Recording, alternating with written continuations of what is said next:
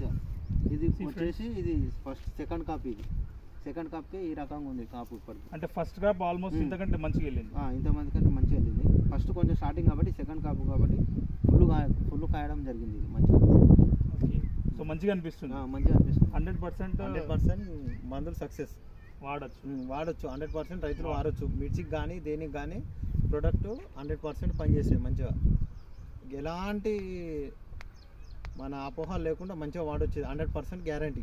Thank you very much sir. Thank you.